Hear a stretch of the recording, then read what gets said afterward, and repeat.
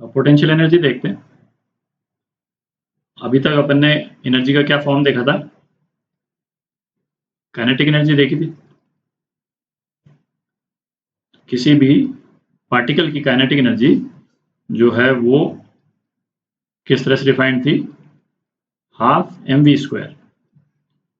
और वो particle kinetic energy poses करता है किस कारण से? उसके मोशन के कारण। ठीक है, मतलब पार्टिकल में वेलोसिटी होनी चाहिए तब उसके पास में काइनेटिक एनर्जी होगी।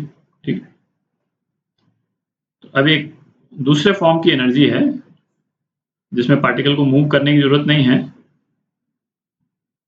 उसको हम पोटेंशियल एनर्जी बोलते हैं।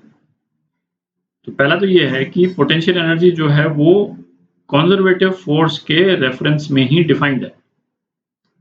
ठीक है, यदि किसी सिस्टम में कंजर्वेटिव फोर्स एक्ट कर रहा है तभी उस सिस्टम में पोटेंशियल एनर्जी का कॉन्सेप्ट आता है, अदरवाइज पोटेंशियल एनर्जी का कॉन्सेप्ट नहीं आता वहां पे।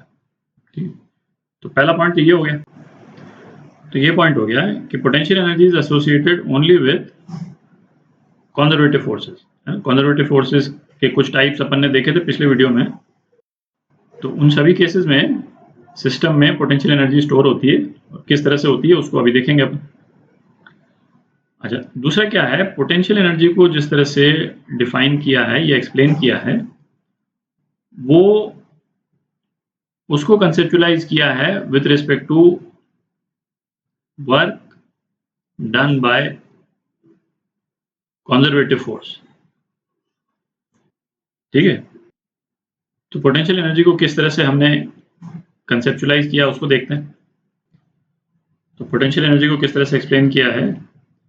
Change in potential energy. ठीक है, यहाँ पे वर्ड क्या आ रहा है? चेंज। इंपॉर्टेंट वर्ड है ना, इसका सिग्निफिकेंस क्या है अभी देखेंगे थोड़ी देर में। Change in potential energy of a system of particles. Change in potential energy of a system of particles. ठीक है, सिंगल पार्टिकल की बात नहीं कर रहे हैं, सिस्टम की बात कर रहे हैं। और ये भी ऐसा क्यों है ना, इसको भी अभी देखेंगे अपन। Is negative of the work done by conservative force while the system moves from one point to another. ठीक, इसका क्या मतलब हुआ इसको देखते हैं। तो अपन एक कंजर्वेटिव फोर्स लेते हैं, ग्रेविटेशनल फोर्स। क्योंकि ग्रेविटेशनल फोर्स से आप फैमिलियर हैं तो ग्रेविटेशनल फोर्स का एग्जांपल लेते हैं।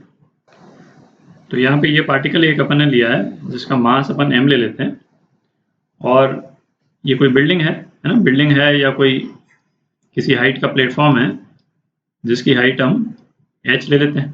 ठीक, अच्छा, अभी जो अपन पोटेंशियल एनर्जी की बात करेंगे वो इस पार्टिकल की करेंगे, है ना। यहाँ मैंने वर्ड यूज किया है सिस्टम, पर अभी कंसेप्चुलाइजेशन के लिए आप इसको पार्टिकल की पोटेंशियल एनर्जी में चेंज इमेजिन कर लें। ये सिस्टम क्यों है अभी थोड़ी देर में देखते हैं अपन। ठीक है, तो इस पार्टिकल को या नीचे से हम यदि बिल्डिंग के ऊपर लेकर के जाते हैं, ठीक है, यहाँ लेकर के जाते हैं, हाइट h इसकी इंक्रीज करते हैं, तो इसमें चेंज इन पोटेंशियल एनर्जी क्या होगी? चेंज इन पोटेंशियल एनर्जी यहाँ पे किस तरह से डिफाइंड है? Negative of work done by conservative force, WC मैं बोल देता हूँ। ठीक, एक्सटर्नल फोर्स नहीं, हमको तो एक फोर्स लगाना ही पड़ेगा इसके ऊपर। हमको पार्टिकल को ऊपर पहुंचाने के लिए इस डायरेक्शन में एक फोर्स लगाना पड़ेगा, F एक्सटर्नल। ठीक, तो हमको work done bye F external नहीं चाहिए, हमको work done by gravitational force चाहिए। और ग्रेविटेशनल फोर्स किस डायरेक्शन में लग रहा है? इस डायरेक्शन में, mg। ठीक है, ये ग्रेविटेशनल फोर्स है, तो Fg जो वर्क कर रहा है हमको वो चाहिए। ठीक है, तो हमको चाहिए work done by conservative force, मतलब हमको चाहिए work done by gravitational force. यहाँ पे कंजर्वेटिव फोर्स जो है वो ग्रेविटेशनल फोर्स है। ठीक है, work done by gravitational force, ये कितना हुआ?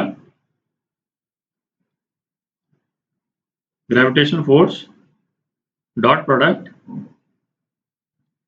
डिस्प्लेसमेंट। ठीक है, और डिस्प्लेसमेंट और ग्रेविटेशनल फोर्स के बीच में एंगल कितना है? 180 डिग्री। ये तो अपन देख ही चुके हैं। ठीक है, ये एंगल कितना हुआ? 180 डिग्री। तो ये हो गया, फोर्स है ग्रेविटेशनल फोर्स mg, डिस्प्लेसमेंट कितना h cos 180, कितना हो गया? -mgh। ठीक है, तो चेंज इन पोटेंशियल एनर्जी क्या हुआ, बॉडी की चेंज ऑफ पोटेंशियल एनर्जी क्या हुई, minus of minus mgh is equal to mgh। ठीक है। अच्छा, पोटेंशियल एनर्जी के रेफरेंस में कुछ पॉइंट्स देखते हैं। पहला तो ये कि हमने इसको डिफाइन किया है चेंज इन पोटेंशियल एनर्जी के रूप में। हम नहीं बोल रहे हैं कि इस बॉडी की पोटेंशियल एनर्जी mgh है। क्यों? क्योंकि एब्सोल्यूट पोटेंशियल एनर्जी का कोई रेलेवेंस नहीं है। मैं इनफैक्ट लिख ही दूं, absolute potential energy has no meaning.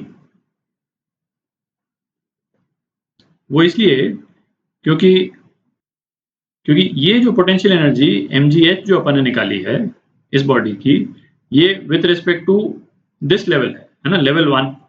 ठीक है। यदि सपोज यहाँ पे एक और कोई लेवल होता, लेवल 2 होता, सपोज ये ग्राउंड लेवल है, तो ग्राउंड में हम नीचे गड्ढा तो खोद ही सकते हैं। ठीक है। या सपोज ये बिल्डिंग का सेकंड फ्लोर है। ठीक है। ये 1 जो है ये बिल्डिंग का सेकंड फ्लोर है, और बिल्डिंग जो है वो ग्राउंड फ्लोर तक जा रही है। ठीक है। तो पॉइंट नंबर 2 जो है वो ग्राउंड फ्लोर है, और जो कि लेवल 1 से h0 नीचे और है। तो इसकी potential energy with respect two point 2 क्या हो जाएगी, potential energy with respect two point 2 है ना, डेल्टा। चलिए मैं लिख देता हूँ delta P with respect two point 2, और यहाँ पे क्या है delta P with respect two point 2 क्या, लेवल 2 है ना। यहाँ पे लेवल 2 और लेवल 1, ये कितनी हो जाएगी, ये हो जाएगी सेम लॉजिक से h प्लस h0। ठीक है। तो कोई एब्सोल्यूट वैल्यू नहीं है, तो पोटेंशियल एनर्जी की कोई एब्सोल्यूट वैल्यू नहीं है। ठीक है। किस लेवल के रेफरेंस पे हम इसको डिफाइन कर रहे हैं, है ना, वो उसका चेंज इन पोटेंशियल एनर्जी है। ठीक है। अच्छा, जिस तरह से काइनेटिक एनर्जी के केस में अपन ने डिस्कस किया था, पोटेंशियल एनर्जी या कोई भी एनर्जी का जो फॉर्म है वो बेसिकली क्या है, एबिलिटी टू डू वर्क। ठीक है। तो इस एग्जांपल के कंटेक्स्ट में एबिलिटी टू डू वर्क का क्या मतलब निकला कि यदि इस बॉडी को हम लेवल 1 तक दोबारा लेकर के आते हैं, ठीक है, तो कितना वर्क एक्सट्रैक्ट कर सकते हैं बॉडी से, mgh वर्क एक्सट्रैक्ट कर सकते हैं। ठीक है। और यदि इसी बॉडी को यदि हम लेवल 2 तक लेकर के आते हैं तो कितना वर्क एक्सट्रैक्ट कर सकते हैं, mgh plus h0 maximum work जो है वो इतना एक्सट्रैक्ट कर सकते हैं, और नीचे कोई लेवल हो तो और ज्यादा वर्क एक्सट्रैक्ट कर सकते हैं। ठीक है। और इसीलिए मैंने कहा था कि एब्सोल्यूट पोटेंशियल एनर्जी नहीं है, कि जितना वर्क एक्सट्रैक्ट कर सकते हैं इस बॉडी से, ये डिपेंड करता है कि ये बॉडी जो है किस लेवल तक जाती है नीचे। ठीक है। तो बॉडी से इतना वर्क कैसे एक्सट्रैक्ट कर सकते हैं उसको देखते हैं। तो चेंज इन पोटेंशियल एनर्जी क्या था, एबिलिटी टू डू वर्क। ठीक है। अब यहाँ से इस बॉडी से या इस पार्टिकल से हम वर्क कैसे एक्सट्रैक्ट करेंगे, कि भाई इसको यदि इस पार्टिकल को इस साइड से यदि हम ड्रॉप कर देते हैं, ठीक है, बिना किसी दूसरे एक्सटर्नल फोर्स के, तो इस पे तो केवल ग्रेविटेशनल फोर्स लग रहा है। ठीक है। तो वर्क एनर्जी थ्योरम में अपन ने क्या देखा था कि work done on any particle is equal to change in kinetic energy. ठीक है। इसको यदि रेस्ट से हम छोड़ते हैं, ठीक है, और यहाँ पे आती है, यहाँ पे ये पार्टिकल आने पे इसकी वेलोसिटी सपोज यहाँ पहुँचते पहुँचते इसकी वेलोसिटी v हो जाती है। ठीक है। वर्क डन, एक ही फोर्स अभी एक्ट कर रहा है इस पे, ग्रेविटेशनल फोर्स। ठीक है। ग्रेविटेशनल फोर्स का डायरेक्शन और इसके मूवमेंट का डायरेक्शन सेम डायरेक्शन में, तो कितना हो जाएगा, mgh। अच्छा, ये mgh जो है वो इसकी चेंज ऑफ पोटेंशियल एनर्जी था, तो हम यही बोल सकते हैं कि change of potential energy with respect to level 1। ठीक है। तो इसमें जितनी पोटेंशियल एनर्जी हमने इंक्रीज की थी वो इसकी काइनेटिक एनर्जी में कन्वर्ट हो जाएगी। ठीक है। डेल्टा के काइनेटिक एनर्जी में कन्वर्ट हो जाएगी, और अब जब इस पार्टिकल में इतनी काइनेटिक एनर्जी आ जाएगी तो हम इस काइनेटिक एनर्जी से चाहे जो वर्क कराएं, जैसे अपन पहले भी देख चुके हैं भाई, किसी बॉडी को हमको मूव कराना हो, ठीक है, तो इसकी काइनेटिक एनर्जी को यूज करके दूसरी बॉडी से कोलाइड करा करके हम जो है वर्क करा सकते हैं, ठीक है। कहने का मतलब ये है कि इतना वर्क हम मैक्सिमम एक्सट्रैक्ट कर सकते हैं लेवल 1 पे। यदि इस बॉडी को हम लेवल 2 तक गिरने दें, ठीक है, यहां तक यदि गिरने देते हैं तो हम इससे कितना वर्क एक्सट्रैक्ट कर सकते हैं?